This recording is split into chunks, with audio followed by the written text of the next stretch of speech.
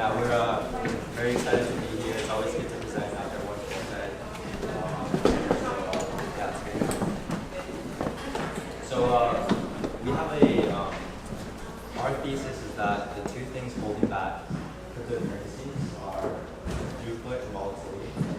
On the throughput side, the main culprit here is that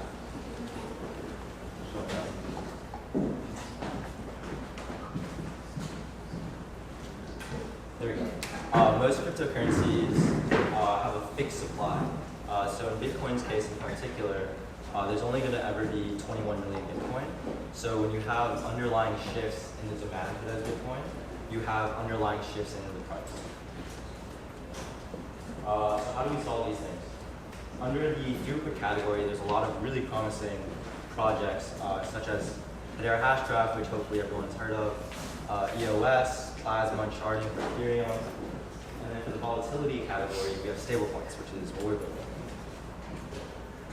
So if you think about the three different ways people have approached building stablecoins so far, you have the fiat-backed, which is centralized and collateralized.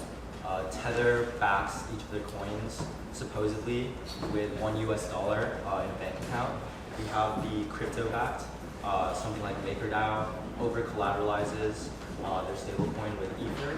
And then you have the uncollateralized category, which is the most scalable and what we're building.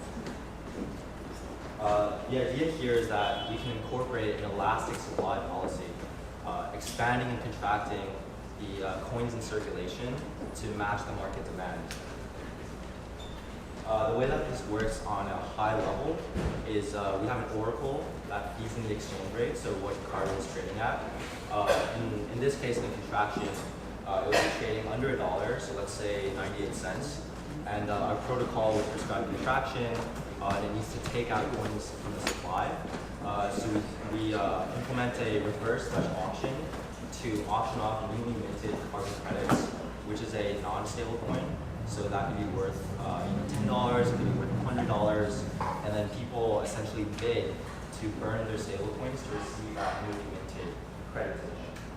And then in an expansionary phase, the same thing happens. The oracle uploads the exchange rate, and then the protocol prescribes expansion, and newly minted coins are distributed to people that hold the credit token. So the main incentive for someone to burn their stablecoins in order to receive the credit token is that they would get a share of the newly minted tokens when the network is growing. And the other beautiful thing about our model is that because there's only 2 tokens and carbon credits receive all of the newly minted coins, we have no rent seeking element. Yeah. So there's a whole host of use cases here. Like what we're targeting with a stable, like most of crypto's promise was built around its idea of being a currency. That's why it was called cryptocurrencies. A highly volatile asset, which is going to be intrinsic with anything with a fixed supply, or a functionally fixed supply, a predictably growing supply. For most use cases, crypto can't really deliver on the initial goals that people had when they were building these things. So like we believe that stablecoins are actually more viable to fulfill most of the initial vision of crypto back in the early days. So micropayments, cross-border remittances, cryptocurrency trading pair, import-export banks, time-released funds, event-triggered payments. All these things are things that stablecoins can do better than any other kind of coin by virtue of being stable. Value transfer, as we know, has high fees, it's slow, low customizability, and expensive resolution. A lot of these things are actually programmed into value transfer as a mechanism for preventing fraud. If you write me a check, I can drain your checking account. The reason that doesn't happen is because it's designed to be slow, so we can track down who's done this and lock them up. Next. Yeah, so processing transactions is complicated because we built in all these checks and balances to prevent fraud and to kind of protect, to help keep the system stable. If we look at these are all the parties involved in just kind of processing any payment. Yeah, then it's also expensive. Given the premium we've placed on stability in the ecosystem itself, we've made it acceptable to charge high fees when moving around value. So the wire transfers are $50 and $50. Credit cards charge 1.5 to 3.5%. PayPal, I mean, the numbers are all there. And thanks to the high throughput of their hash graph, we can, fees should be nominal and within our ecosystem. Right, so our real value proposition for the developer world is going to be highly programmable value transfer. So we're going to be able to contextualize all value transfer, break it down into tiny, tiny payments due to how low the fees are. And what this looks like is anything that involves low trust, anything that uses smart contracts will be better served through a stablecoin than anything else. By virtue of it fitting the definition of money more accurately than anything else that's out there. And the other catch for this is longer term, what we envision is stablecoins catalyzing the development of a much broader resolution system. If you look back at, so there's a bunch of rules. Visa's real asset is the Visa rule, which is a 700 and something page document that specifies how different parties involved in the Visa payment network are allowed to interact. This is kind of a one rule that serves every member of the network. So it's a one document that serves every member of the network. Anyone who's using the Visa has to follow these rules. And you don't really have any other options. And this results in the rulebook kind of having to be very slow and reacting to new trends. Crypto wasn't viewed. I actually started putting one of the reasons I actually got involved in putting a lot of money into crypto was because I realized I could use it to get credit card rewards. It wasn't used as a cash-like asset up until 2 months ago. And so it's a very slow system, it's very not reactive, but it's kind of the opposite dynamic. And something we're betting on is that value transfer should all follow one set of rules. We should have consortiums of consumers and producers that write their own rules for value transfer.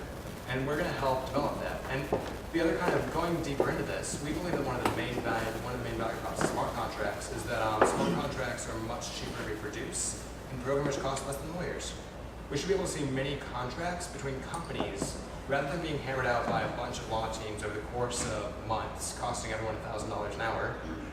We should be able to see programmers create and audit contracts that have a much higher degree of specificity for value transfer between corporations and other legal entities. And we want to be the common denominator for this. But so the question comes up, why stop here? That's awkward. But why stop here? This is kind of the U.S. historical inflation rate. There's kind of a myth that we've circulated in recent years that it's been around 3% at clockwork, which is not really. Very few economists buy this myth. 3% is kind of something that we just believe. It's not necessarily that. What's the green? Deflation versus, so purple's inflation versus deflation. This is around the time that we decided that deflation was bad. Which is a pretty well, deflation is pretty bad. So something that we've put a fair amount of thought into is what comes after the dollar. And this is way down the road. If we're able to achieve a very high degree of adoption way down the road, we believe that there's going to be an opportunity for a stable coin to transition to a basket of goods basically. And we're assuming we have market adoption, assuming we have enough liquidity, that's something that we're very excited about. So our ability to transition, if you look at money, in many ways comes down to the four kind of traits. The three traits of money are unit of accounting, store of value, and medium of exchange. We believe there's kind of a fourth trait that should be added to that definition, which is programmability. Up until now, the legal system has served as the mechanism for programming how money gets moved around. Because the reason we own what we do is law. And we believe that, especially on a broader scale, we can kind of move beyond that thanks to distributed ledgers and decentralized consensus. Our longer-term goal will be to move off, way down the road, once we have a massive market cap, to move potentially off the dollar even. Which that would be a future that involves a high degree of tokenization of a diverse group of tokenized goods. It would be very difficult to build a non-dollar pegged currency today because very few goods are tokenized. It'd be basically trying to build a basket of goods that only includes leveraged tech stocks, which aren't very stable. No matter how aggressively diversify we can Uber into them. But someday we hope to kind of have something that's more stable than the dollar and help solve the problems that we saw 2 slides back. But yeah, This is our founding team. Sam and Gavin have been friends at Stanford since freshman year. Me and Miles met through a mutual friend that works at Consensus. Miles was an early team member at Hashgraph. We also have 5 part-time developers, mostly from Stanford, as well as an economist based in DC. If you'd like to get in touch with us, team at Carbon.Money website. We'd also like to thank Kyle and Hedera Hashgraph, the man, for putting this together. And thank you for your attention.